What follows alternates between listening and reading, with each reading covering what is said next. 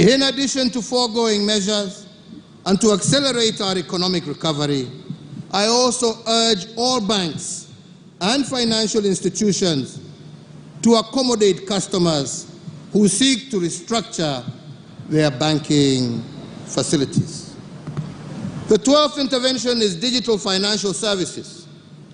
In recognition of the importance of digital financing services, especially to the small-scale traders and the household at large, I do direct the National Treasury to engage all digital payment providers with the aim of deepening and expanding the use of the digital payment channels so that people can save more on their wallets and use them more.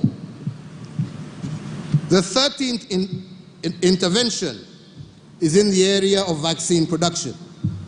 If there is anything that we have learned, not only as Kenyans but as Africans, from the COVID-19 pandemic, is the essence of self-reliance. As the first step towards this goal, we as a government have established a company to facilitate this venture in the name of Kenya Biovax Limited, and therefore the Ministry of Health should operationalize this company to build a form and fill and eventually manufacture vaccines in our country by Easter of next year.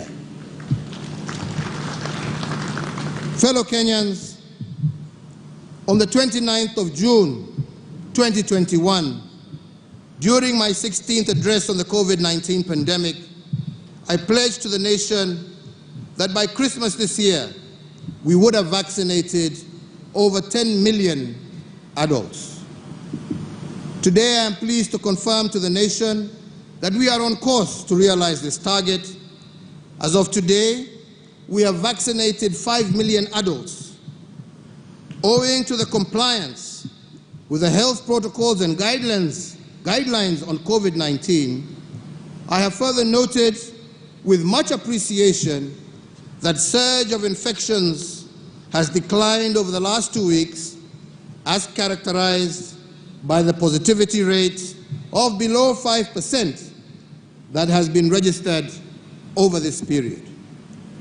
I once again want to thank the people of Kenya for exercising an admirable degree of civic responsibility in this fight and truly being their brother's keepers.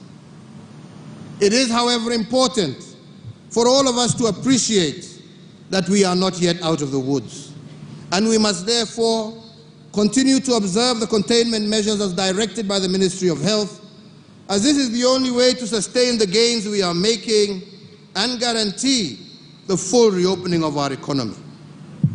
I want to, at this juncture, particularly thank our Interfaith Council for their cooperation in steering the resumption of in-person and congregational worship, and indeed all our health workers and security officers for their commitment to duty during this particularly difficult time.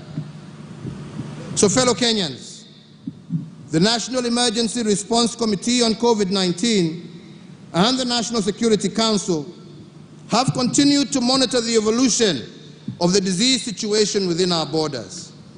And therefore, given the progress in containing this disease, the committee, jointly with the Council, has recommended a review of the existing containment measures.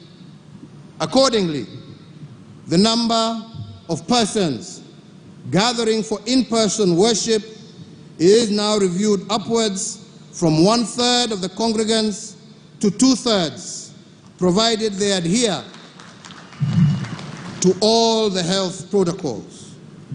In the same regard, and by the authority vested in me as President, I hereby order and direct that the nationwide dusk to dawn curfew that has been in effect from the 27th of March 2020 be and is hereby vacated with immediate effect.